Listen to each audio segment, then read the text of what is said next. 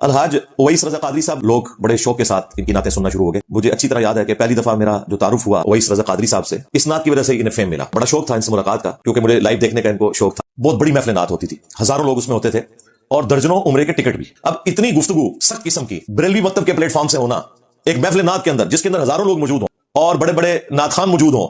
ہم بھی کٹر قسم کے بریلوی تھے. پیر نصیر الدین صاحب رحمہ اللہ جو میرے 5 استادوں میں سے ایک ہے, میں نے کئی دفعہ اپنی ویڈیوز میں اپنی لائف سٹوریز میں بھی بتایا. تو ہمیں معلوم چلا کہ اویس رضا قادری صاحب محفل کے بعد آج ایک دن کے لیے جیل میں ہی ہیں. السلام علیکم ورحمۃ اللہ وبرکاتہ. جی ناظرین, امید ہے کہ آپ تمام دوست خیریت سے ہوں گے. سب سے پہلے آپ لوگ یہ ویڈیو ملاحظہ کریں اویس رضا قادری صاحب کی حقیقت. جی ناظرین, مکمل ویڈیو آپ لوگ ملاحظہ کریں. الحاج اویس رضا قادری صاحب چونکہ دعوت اسلامی سے منسلک رہے ہیں, ویسے ان کی بیعت کہیں اور تھی لیکن بعد میں شاید ان کے بزرگ فوت ہو گئے یا کوئی اور ریزن ہوئی تو یہ مولانا الیاس قادری صاحب کے ساتھ اٹیچ ہو گئے. یہ لیٹ 80s کی میں بات کر رہا ہوں. دعوت اسلامی بنی 1981 میں. تو شروع میں تو یوسف میمن صاحب جو ہے وہ ایک مشہور نعت خان تھے, وہ دعوت اسلامی کے پلیٹ فارم سے نعتیں پڑھا کرتے تھے. پھر حاجی مشتاق صاحب آئے, یہ دونوں فوت ہو چکے ہیں, اللہ تعالیٰ ان کی غلطیوں سے درگزر فرمائے, انہیں نیک کاموں کا اجر دے. اور پھر جب اویس رضا قادری صاحب بھی شامل ہوئے تو انہوں نے ایک نعت کا رخ ہی بدل دیا. لوگ بڑے شوق کے ساتھ ان کی نعتیں سننا شروع ہو گئے. مجھے اچھی طرح یاد ہے کہ پہلی دفعہ میرا جو تعارف ہوا اویس رضا قادری صاحب سے 1994 میں, جب میں FSC میں پڑھتا تھا. اس وقت نئی ان کی وہ نعت آئی تھی, مجھے در پہ پھر بلانا مدنی مدینے والے. اس نعت کی وجہ سے انہیں فیم ملا. اس کے علاوہ بھی ان کی مختلف نعتیں آئی اور بڑا شوق تھا ان سے ملاقات کا. 1996 میں جب میں انجینئرنگ یونیورسٹی میں سیکنڈ ایئر میں پڑھتا تھا تو یہ اس وقت لاہور آئے کیونکہ مولانا الیاس قادری باپا جانی وہ حج پہ جا رہے تھے. پہلی دفعہ لاہور ایئرپورٹ سے, پہلے تو وہ کراچی سے جایا کرتے تھے, لاہور ایئرپورٹ سے وہ جا رہے تھے تو یہ بھی ان کے ساتھ حج پہ جا رہے تھے. انہوں نے وہاں ایک چھوٹی سی محفل بھی ہوئی, اس میں نعت پڑھی, وہ نعت بھی میں نے سنی کیونکہ مجھے لائیو دیکھنے کا ان کو شوق تھا. تو وہ پہلا موقع تھا میں نے انہیں لائیو دیکھا تھا. اس وقت ظاہر ہے بالکل ینگ تھے یہ, اس وقت بمشکل ان کی عمر جو ہے وہ آپ سمجھ لیں 26-27 سال تھی اور اپنی پیک کے اوپر تھے.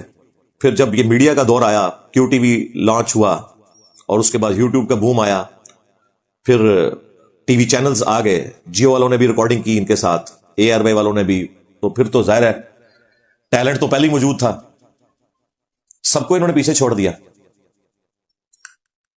2004 میں ہمارے جیلم شہر میں ایک محفل نعت ہوئی. وہ پیر نصیر الدین نصیر صاحب رحمہ اللہ تعالی کے چند چاہنے والے تھے جو ہر سال محفل نعت کروایا کرتے تھے. یہاں سے واکنگ ڈسٹنس پہ ہے جیلم کا اسٹیڈیم. بہت بڑی محفل نعت ہوتی تھی, ہزاروں لوگ اس میں ہوتے تھے اور درجنوں عمرے کے ٹکٹ بھی. یہ میں آپ کو آج سے آلموسٹ کوئی 20-25 سال پہلے کی بات کر رہا ہوں. تو وہ جو محافل ہوا کرتی تھی انہی میں سے 2004 میں جو محفل ہوئی نا, اس میں اویس رضا قادری صاحب کو بھی بلایا گیا. بعد میں خیر وہ محفل ہونا بند ہو گئی کیونکہ ایک دفعہ انہوں نے پیر نصیر الدین صاحب کو بلا لیا اس محفل کے اندر.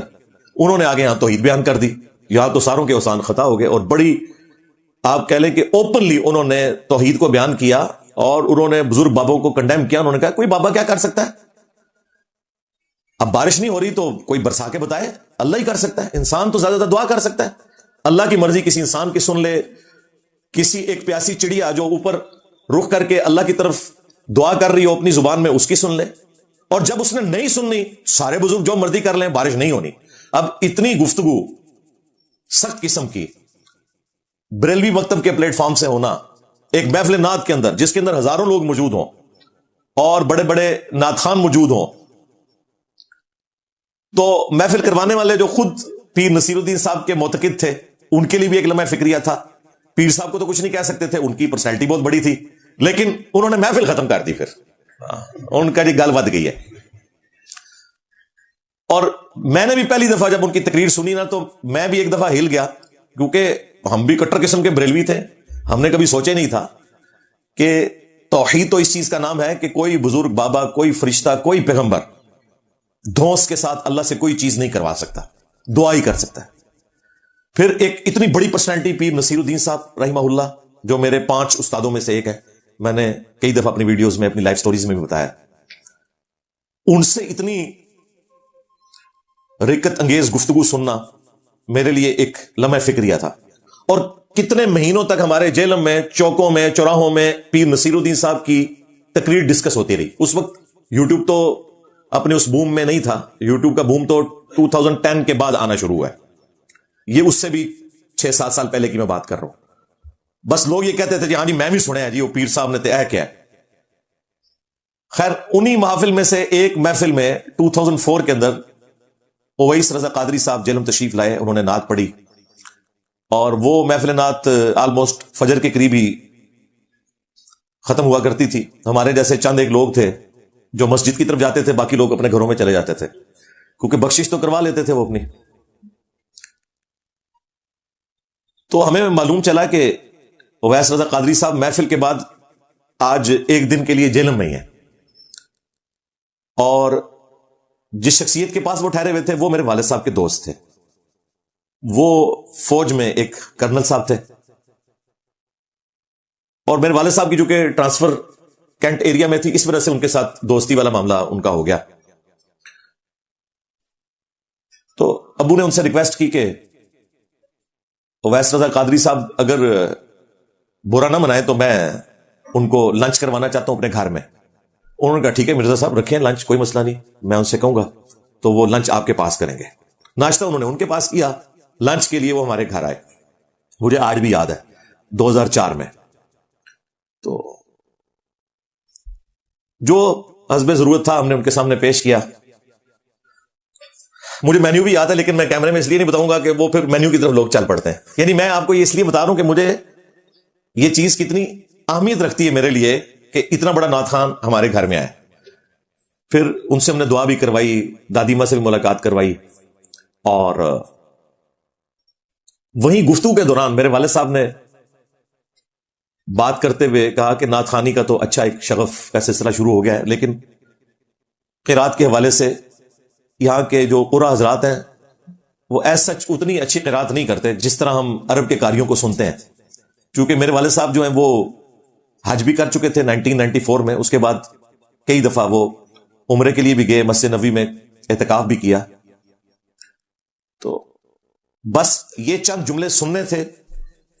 اویس رضا قادری صاحب نے جو ادبی گالیاں ہو سکتی تھی نا علماء عرب کے لیے، امام کعبہ کے لیے، مسجد نبوی کے امام کے لیے، نجدی، وہابی، گستاخ شروع ہو گئے۔ انہوں نے اس چیز کی بھی پرواہ نہیں کی کہ میں کہیں لنچ پہ آیا ہوں، پہلی دفعہ ملاقات ہو رہی کسی بندے سے، اور وہ بندہ یعنی اپنے بھول پن میں اس طرح کی گفتگو کر رہا ہے جبکہ وہ کٹر بریلوی ہے۔ اس کے باوجود انہوں نے بالکل کوئی لحاظ نہیں رکھا، اور مجھے ان کے جملے ابھی تک یاد ہیں۔ مجھے تو وہ جملے برے نہیں لگے کیونکہ ان سے بڑا میں بریلوی تھا، میں نے تو بڑا انجوائے کیا۔ میں نے کہا واقعی نجدی، خبیث، وابی ہے۔ اچھا میرے والد صاحب کو برے لگے، لیکن وہ بھی کوئی ان کو اچھا نہیں سمجھتے تھے، صرف قرات کی تعریف کر رہے تھے۔ جس طرح اگر ہم چاہت فتح علی کو سنتے ہیں تو محظوظ ہونے کے لیے سنتے ہیں۔ یہ تو میں نے ایک جوک کے طور پہ بات کی۔ راحت فتح علی خان، تو اس کی اگر ہم آواز کی تعریف کرتے ہیں تو اس کا یہ مطلب نہیں کہ ہم اس کے گانوں کے ساتھ یا اس کے عقائد کے ساتھ ایگری کرتے ہیں۔ اللہ نے آواز دی ہے، تو یہ ان کا جو ہارڈ لائنر ہونا ہے نا، میں آپ کو 2004 کا بتا رہا ہوں، اور آج ہے 2024، یعنی 20 سال پہلے جو علماء عرب کو مسجد نبوی اور بیت اللہ شریف کے قاری حضرات کو کچھ نہ سمجھتے ہوں اور گستاخ ڈکلیئر کریں، اور ان کے اس فن کی بھی تعریف کرنے کے لیے تیار نہ ہو کہ وہ اچھا قرآن پڑھتے ہیں،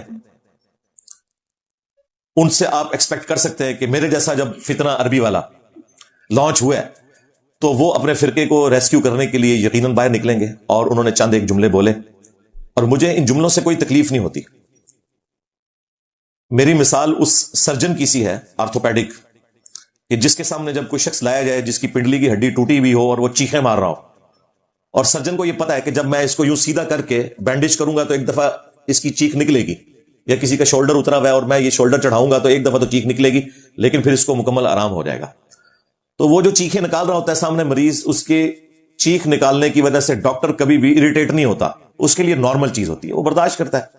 تو میں بھی ان کے علماء کی، بزرگوں کی گالیاں، چیخیں، اور ہن گل جڑی نہ خانہ تک پہنچ گئی ہے، یہ مطلب ہے ہن تانوں صلح کر لینی چاہیے کیونکہ گل نہ خانہ تک پہنچ گئی ہے. وہ ہٹلر والا جو میں نے آپ کو سنایا تھا نا لطیفہ، وہ یاد کر لینا ہے آپ نے.